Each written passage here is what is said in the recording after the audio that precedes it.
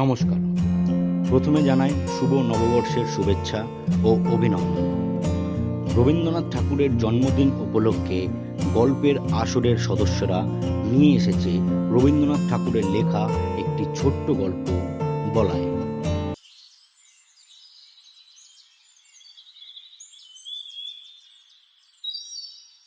মানুষের জীবনটা পৃথিবীর নানা জীবের ইতিহাসের নানা পরিচ্ছদের উপসংহার, এমন একটা কথা আছে। লোকালয় মানুষের মধ্যে আমরা নানা জীবজন্তুর প্রচ্ছন্ন পরিচয় পেয়ে থাকি, সে কথা জানা। বস্তুত আমরা মানুষ বলি সেই পদার্থকে যেটা আমাদের ভিতরকার সব জীবজন্তুকে মিলিয়ে এক করে নিয়েছে। আমাদের বাঘ গরুকে এক খোঁয়ারে দিয়েছে পুরে, ওহি নকুলকে এক খাঁচায় ধরে রেখেছে। যেমন রাগিনী বলি তাকেই, যা আপনার ভিতরকার সমুদয় সারেগামাপাগুলোকে সঙ্গীত করে তোলে। তারপর থেকে তাদের আর গোলমাল করবার সাধ্য থাকে না। কিন্তু সঙ্গীতের ভিতরে এক একটি সুর অন্য সকল সুরকে ছাড়িয়ে বিশেষ হয়ে ওঠে। কোনোটাতে মধ্যম, কোনোটাতে কোমল গান্ধার, কোনোটাতে পঞ্চম। আমার ভাইপো বলাই, তার প্রকৃতিতে কেমন করে গাছপালার মূল সুরগুলোই হয়েছে প্রবল। ছেলেবেলা থেকেই চুপচাপ চেয়ে চেয়ে দেখাই তার অভ্যাস, নড়ে চড়ে বেড়ানো নয়। পূব দিকের আকাশে কালো মেঘ স্তরে স্তরে স্তম্ভিত হয়ে দাঁড়ায়।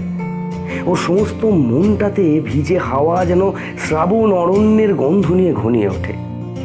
ঝমঝম করে বৃষ্টি পড়ে, ছাদের উপর বিকেলবেলাকার রোদ্দুর পড়ে আসে, গা খুলে বেড়ায়। সমস্ত আকাশ থেকে যেন কি একটা সংগ্রহ করে নেয়। মাঘের শেষে আমের বোল ধরে, তার একটা নিবিড় আনন্দ জেগে ওঠে ওর রক্তের মধ্যে, একটা কিসের অব্যক্ত স্মৃতিতে। ফাল্গুনে পুষ্পিত শালবনের মতোই ওর অন্তর প্রকৃতিটা চারদিকে বিস্তৃত হয়ে ওঠে, ভরে ওঠে, তাতে একটা ঘন রং লাগে। তখন ওর একলা বসে বসে আপন মনে কথা কইতে ইচ্ছে করে।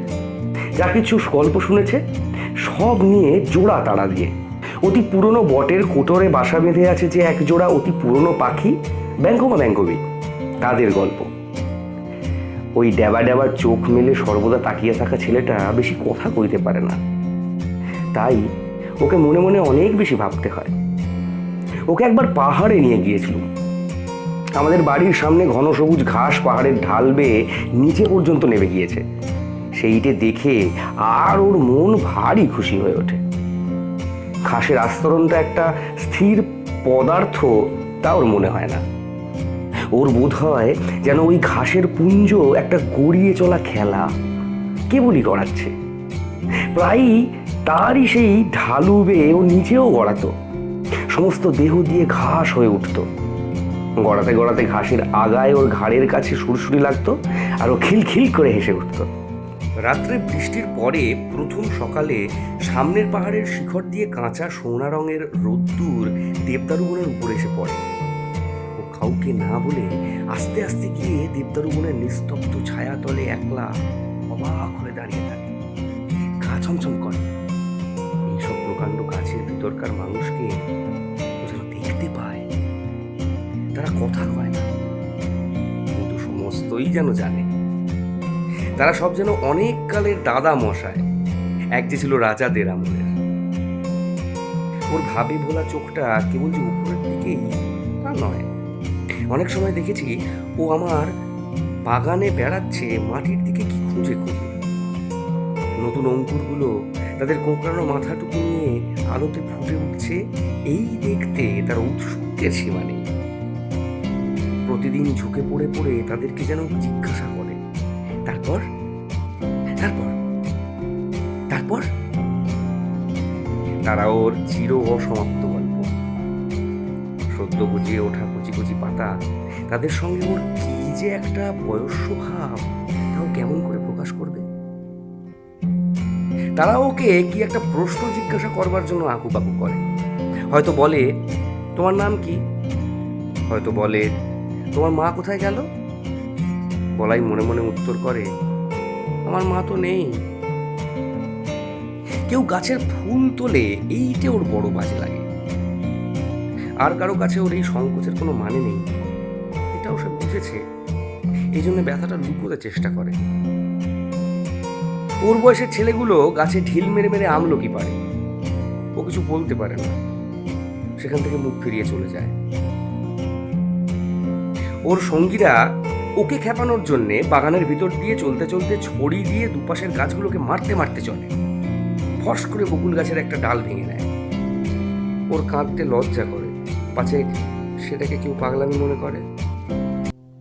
ওর সবচেয়ে বিপদের দিন যেদিন ঘাসিয়ারা ঘাস কাটতে আসে, কেননা ঘাসের ভিতরে ভিতরে ও প্রত্যহ দেখে দেখে বেরিয়েছে এতটুকুটুকু লতা, বেগুনি হলদে নামহারা ফুল, অতি ছোট ছোট, মাঝে মাঝে কন্টিকারি গাছ, তার নীল নীল ফুলের বুকের মাঝখানটিতে ছোট্ট একটুখানি সোনার ফোঁটা। বেড়ার কাছে কাছে কোথাও বা কালমেঘের লতা, কোথাও বা অনন্তমূল, পাখিতে খাওয়া নিম ফলের বিচি পড়ে ছোট ছোট চারা বেরিয়েছে, কি সুন্দর তার পাতা। সমস্তই নিষ্ঠুর নিড়নি দিয়ে নিড়িয়ে ফেলা হয়। তারা বাগানের শৌখিন গাছ নয়, তাদের নালিশ শোনাবার কেউ নেই। একদিন ওর কাকির কোলে এসে বসে তার গলা জড়িয়ে বলে, ওই ঘাসিয়াটাকে বলো না আমার ওই গাছগুলোকে যেন না কাটে। কাকি বলে, বলাই, কি যে পাগলের মতো বকিস, ওদের সব জঙ্গল, সাফ না করলে চলবে কেন? বলাই অনেক দিন থেকে বুঝতে পেরেছিল কতকগুলো ব্যথা আছে যা সম্পূর্ণ ওর একলারই। ওর চারদিকের লোকের মধ্যে তার কোনো সাড়া নেই। এই ছেলের আসল বয়স সেই কোটি বৎসর আগেকার দিনে, যেদিন সমুদ্রের গর্ভ থেকে নতুন জায়গা পঙ্কস্তরের মধ্যে পৃথিবীর ভাবী অরণ্য আপনার জন্মের প্রথম ক্রন্দন উঠিয়েছে। সেদিন পশু নেই, পাখি নেই, জীবনের কলরব নেই, চারদিকে পাথর আর পাঁক আর জল। কালের পথে সমস্ত জীবের অগ্রগামী গাছ সূর্যের দিকে জোর হাত তুলে বলেছে, আমি থাকবো, আমি বাঁচবো, আমি চিরপথিক। মৃত্যুর পর মৃত্যুর মধ্য দিয়ে অন্তহীন প্রাণের বিকাশ তীর্থে যাত্রা করব রৌদ্রে বাদলে, দিনে রাত্রে। গাছের সেই রব আজও উঠছে বনে বনে, পর্বত প্রান্তরে, তাদেরই শাখায় পত্রে ধরনীর প্রাণ বলে বলে উঠছে, আমি থাকবো, আমি থাকবো। বিশ্ব প্রাণের মুখ ধাত্রী এই গাছ নিরবচ্ছিন্ন কাল ধরে দুলোককে দহন করে। পৃথিবীর অমৃত ভাণ্ডারের জন্যে প্রাণের তেজ, প্রাণের রস, প্রাণের লাবণ্য সঞ্চয় করে। আর উৎকণ্ঠিত প্রাণের বাণীকে অহর্নিশি আকাশে উচ্ছ্বসিত করে তোলে, আমি থাকবো। সেই বিশ্ব প্রাণের বাণী কেমন একরকম করে আপনার রক্তের মধ্যে শুনতে পেয়েছিল ওই বলাই। আমরা তাই নিয়ে খুব হেসেছিলাম। একদিন সকালে এক মনে খবরের কাগজ পড়ছি, বলাই আমাকে ব্যস্ত করে ধরে নিয়ে গেল বাগানে। এক জায়গায় একটা চারা গাছ দেখিয়ে আমাকে জিজ্ঞেস করলে, কাকা এই গাছটা কি? দেখলুম একটা শিমুল গাছের চারা বাগানের খোয়া দেওয়া রাস্তার মাঝখানেই উঠেছে। হায় রে, বলাই ভুল করেছিল আমাকে ডেকে নিয়ে এসে। এতটুকু যখন এর অঙ্কুর বেরিয়েছিল, শিশুর প্রথম প্রলাপটুকুর মতো, তখনই এটা বলাই এর চোখে পড়েছে। তারপর থেকে বলাই প্রতিদিন নিজের হাতে একটু একটু জল দিয়েছে। সকালে বিকেলে ক্রমাগতই ব্যগ্র হয়ে দেখেছে কতটুকু বাড়ল। শিমুল গাছ বাড়েও দ্রুত, কিন্তু বলাই এর আগ্রহের সঙ্গে পাল্লা দিতে পারে না। যখন হাত দুয়ে উঁচু হয়েছে, তখন ওর পাত্র সমৃদ্ধি দেখে ভাবলে এ একটা আশ্চর্য গাছ।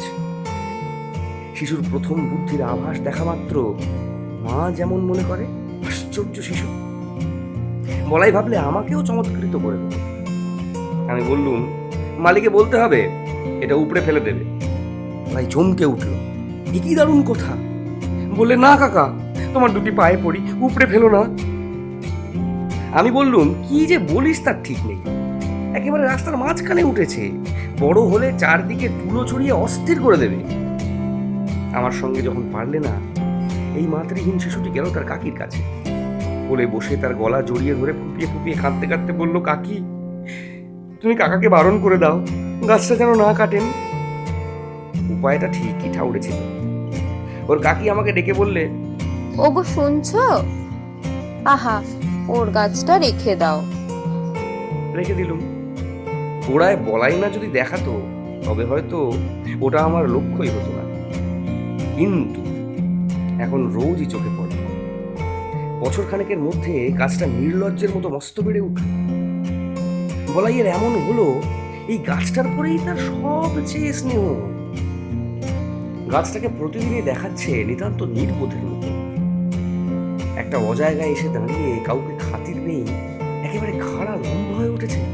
যে দেখে সেই ভাবে এটা এখানে কেন। আরো দু চারবার এর মৃত্যুদণ্ডের প্রস্তাব করা গেল। বলাইকে লোভ দেখালো, এর বদলে খুব ভালো কতগুলো গোলাপের চারা আনিয়ে দেব। বললেন, নিতান্তই শিমুল গাছই যদি তোমার পছন্দ, তবে আর একটা চারা আনিয়ে বেড়ার ধারে পুঁতে দেব, সুন্দর দেখতে হবে। কিন্তু কাটবার কথা বললেই বলাই হাতকে ওঠে, আর ওর কাকিকে বলে, আহা, এমনি কি খারাপ দেখতে হয়েছে। আমার বৌদির মৃত্যু হয়েছে যখন এই ছেলেটি তার কোলে। বোধ করি সেই শোকে দাদার খেয়াল গেল, তিনি বিলেতে ইঞ্জিনিয়ারিং শিখতে গেলেন। ছেলেটি আমার নিঃসন্তান ঘরে কাকির কোলে মানুষ। বছর 10 পরে দাদা ফিরে এসে বলাইকে বিলাতি কায়দায় শিক্ষা দেবেন বলে প্রথমে নিয়ে গেলেন সিমলে, তারপরে বিলেতে নিয়ে যাবার কথা। কাঁদতে কাঁদতে কাকির কোল ছেড়ে বলাই চলে গেল। আমাদের ঘর হলো শূন্য। তারপরে 2 বছর যায়। ইতিমধ্যে বলাইয়ের কাকি গোপনে চোখের জল মোছেন, আর বলাইয়ের শূন্য শোবার ঘরে গিয়ে তার ছেঁড়া এক পাটি জুতো, তার রবারের ফাটা গোলা, আর জানোয়ারের গল্প বলা ছবির বই নাড়েন চাড়েন। এতদিনে এইসব চিহ্নকে ছাড়িয়ে গিয়ে বলাই অনেক বড় হয়ে উঠেছে, এই কথা বসে বসে চিন্তা করেন। কোনো এক সময় দেখলুম লক্ষ্মী ছাড়া শিমুল গাছটার বড় বাড় বেড়েছে, এতদূর অসংগত হয়ে উঠেছে যে আর প্রশ্রয় দেওয়া চলে না। এক সময় দিলুম তাকে কেটে। এমন সময় সিমলে থেকে বলাই তার কাকিকে এক চিঠি পাঠালো, কাকি, আমার সেই শিমুল গাছের একটা ফটোগ্রাফ পাঠিয়ে দিও। বিলেত যাবার পূর্বে একবার আমাদের কাছে আসবার কথা ছিল, সে আর হলো না। তাই বলাই তার বন্ধুর ছবি নিয়ে যেতে চাইছে। তার কাকি আমাকে ডেকে বললেন, ওগো শুনছো, একদম ফটোগ্রাফ ওয়ালা ডেকে আনো।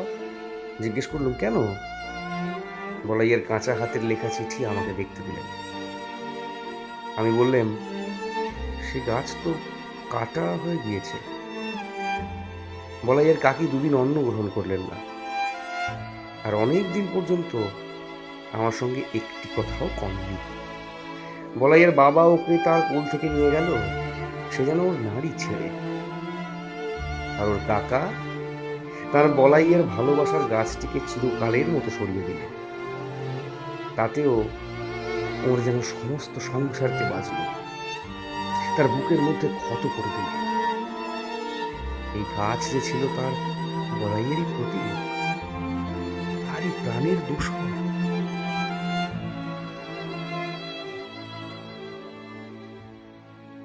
আপনারা এতক্ষণ শুনলেন রবীন্দ্রনাথ ঠাকুরের লেখা একটি ছোট্ট গল্প বলায়। গল্প পাঠে সাক্ষ্য রয়, বৈদেহী নারায়ণ। এডিট ও পোস্টার ডিজাইন প্রশান্ত।